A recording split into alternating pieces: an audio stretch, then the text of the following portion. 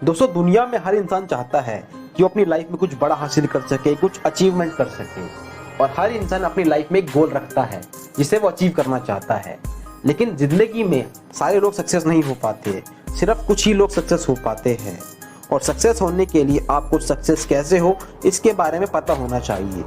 और आज हम एक ऐसी ही बुक की समरी को समझने वाले हैं जिस बुक के जरिए बहुत सारे लोगों ने सक्सेस हासिल कर ली है और जिस गोल को वो पाना चाहते थे उस गोल तक भी पहुंच गए हैं। और इसी बुक के जरिए हम भी सक्सेस हासिल कर सकते हैं। दोस्तों इस बुक का नाम है थिंक एंड ग्रो रिच। इस बुक को एक अमेरिकन ऑथर नेपोलियन हिल ने 1937 में लिखा था।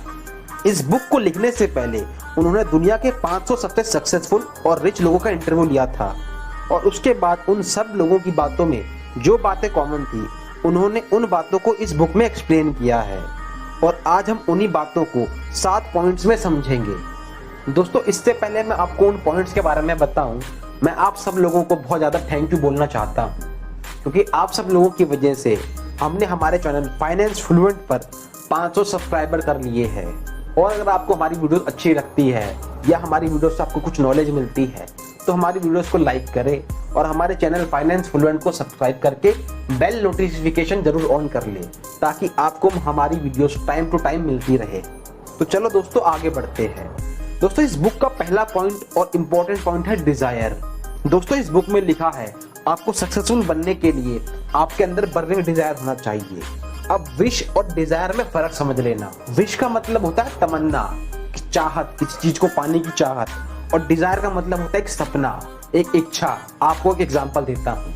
मान लो आप सड़क के किनारे चल रहे हो और सड़क के किनारे आपको एक बहुत बड़ा और एक आलीशान बंगला दिखाई देता है और आप उस बंगले को देखकर कहते हो यार कितना बढ़िया बंगला है, काश मेरे पास भी एक ऐसा बंगला होता। तो ये आपकी एक इच्छा है, एक विश है, एक चाहत है।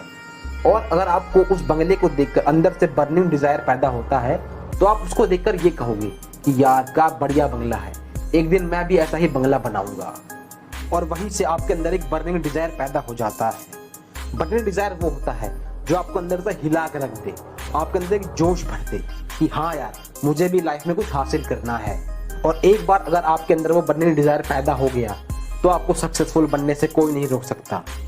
और अब आप इस बर्निंग डिजायर को अपने पैसे कमाने के लिए भी यूज कर सकते हो। Second, faith. दोस्तों मान लो आपके अंदर पूरा जोश है, एक बर्निंग डिजायर है कि आपको वो बड़ा घर लेना है और उसके लिए आप बहुत ज्यादा मेहनत भी कर रहे हो, लेकिन आपको ये भरोसा नहीं है कि क्या आप वो घर ले पाएंगे या नहीं।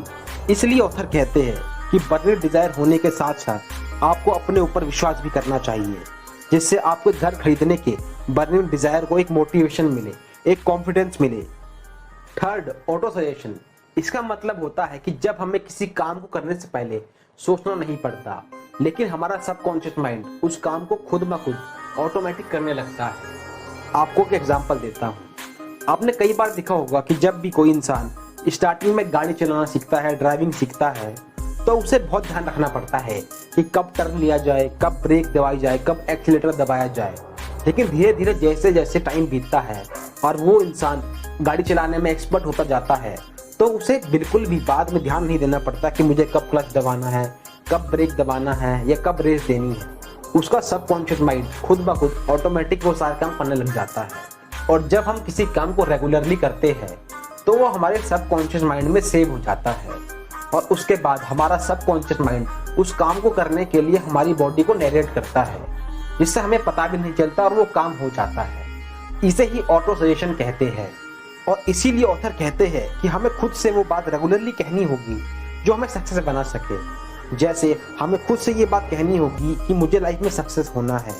और अगर ये बात आप खुद से रेगुलरली कहोगे तो आपके सबकॉन्शियस माइंड को लगेगा कि हाँ भाई मुझे सक्सेस होना है, और उसी अकॉर्डिंग आपका सबकॉन्शियस माइंड आपकी बॉडी को नरेट करने लगेगा और आपकी बॉडीज की एक्टिविटीज होंगी। कुल मिलाकर बात यह है कि हमें अपने सबकॉन्शियस माइंड को यह यकीन दिलाना होगा कि हमें सक्सेसफुल बनना है। फिर आपका सबकॉन्शियस माइंड आपकी बॉडी से वो सारे काम करवाएगा जो आपको सक्सेस की तरफ ले जाए। Fourth, specialised knowledge. दोस्तों ऑथर कहते हैं कि ज्यादातर लोग बहुत अलग अलग टाइप की नॉलेज से अपना दिमाग भर लेते हैं, क्योंकि उनको लगता है कि जितनी डिफरेंट टाइप की नॉलेज उनके पास होगी उतना ही वो इंटेलिजेंट होंगे और उतना ही सक्सेसफुल बन जाएंगे। लेकिन ऑथर कहते हैं कि सक्सेसफुल और रिच लोग सिर्फ किसी एक फील्ड में ही इन डेप्थ नॉलेज हासिल करते हैं, जिसकी मदद से वो उस फील्ड में बहुत ज़्यादा ग्रो कर जाते हैं और उसी नॉलेज की वजह से बहुत ज़्यादा पैसे भी कमा पाते हैं। इसीलिए एक फील्ड में स्पेशलाइज्ड नॉलेज होनी ज़रूरी है और इसका फ़ायदा मैं आपको एग्जाम्पल से समझा देता हूँ। वो डॉक्टर जो सारी बीमारियों का इलाज करता है वो उस डॉक्टर के मुकाबले काफ़ी कम पैसे कमा पाता है जो सिर्फ किसी एक बीमारी का स्पेशलिस्ट होता है।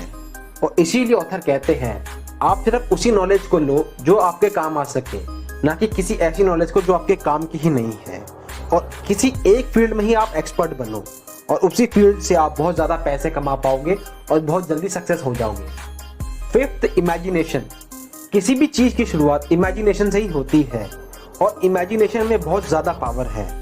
एग्जाम्पल, आज हम बहुत सारे काम कंप्यूटर की मदद से बहुत आसानी से कर पाते हैं और उसकी वजह से ही हमारा काफ़ी सारा टाइम बच जाता है। लेकिन अगर हम टाइम में पीछे जाएं जब कंप्यूटर्स नहीं थे और वहाँ किसी से कहें कि यार आने वाले टाइम में एक बॉक्स के सामने बैठकर हम सारे काम कर पाएंगे, सारी बड़ी से बड़ी कैलकुलेशन कर पाएंगे, किसी भी कागज़ को पीडीएफ के फॉर्म में सेव कर पाएंगे, तो उस टाइम के लोग हमें पागल कह देते। लेकिन जब चार्ल्स बेबेज ने कंप्यूटर का इन्वेंशन किया तो सब लोगों ने उनकी तारीफ भी की और उन्हें इज्जत भी दी। और वैसे ही अगर हम इतिहास में पीछे देखें तो इंसानों ने कुछ ही सालों में बहुत ज़्यादा तरक्की हासिल कर ली है।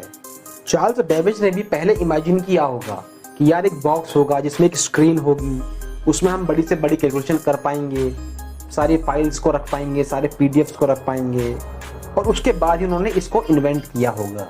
और आपको भी अपने डिजायर्स पूरा करने के लिए ऐसी ही इमेजिनेशन की ज़रूरत पड़ेगी। Sixth, decision.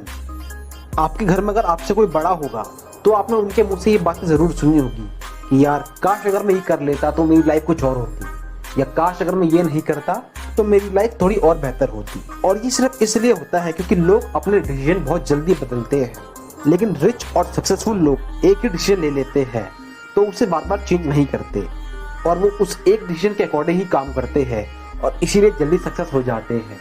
और वहीं पर जो लोग डिसीजन नहीं ले पाते वो लोग सक्सेसफुल नहीं हो पाते हैं। Seventh, persistence.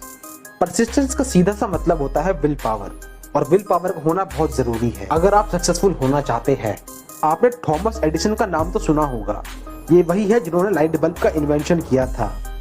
जब ये लाइट बल्ब बना रहे थे या उसका इन्वेंशन कर रहे थे तब ऐसा नहीं था कि इन्होंने एक ही बार में लाइट बल्ब बना दिया था। लाइट बल्ब बनाने के लिए उन्होंने हज़ारों बार कोशिश करी और हज़ारों बार फेल भी हुए, लेकिन उन्होंने कभी भी हार नहीं मानी क्योंकि उनकी विल पावर स्ट्रॉन्ग थी। लेकिन 1000वीं बार के बाद वो एक बार सक्सेस हो गए और उसके बाद उन्होंने उस बल्ब को इन्वेंट कर दिया और उसके बाद रेस्ट इज द हिस्ट्री। अब वो लाइट बल्ब बना पाए क्योंकि वो परसिस्टेंट थे। और ऐसे ही बर्निंग डिजायर प्लस परसिस्टेंसी मिलकर आपको सक्सेस बना सकती है। और अगर आपको भी अपने डिजायर या ड्रीम को सच करना है तो आपको भी परसिस्टेंस रहना होगा, और मुझे यकीन है आप परसिस्टेंस रहकर सक्सेस हासिल कर ही लोगे। तो आज से हम सब मिलकर अपने डिजायर्स को पूरा करने के लिए परसिस्टेंस हो जाते हैं और एक कसम ले लेते हैं कि हम सारे लोग सक्सेसफुल बनकर ही रहेंगे। और अगर आप 30 साल की उम्र से पहले सक्सेसफुल बनना चाहते हैं, रिच बनना चाहते हैं, तो इस लेफ्ट वाली वीडियो को देखिए।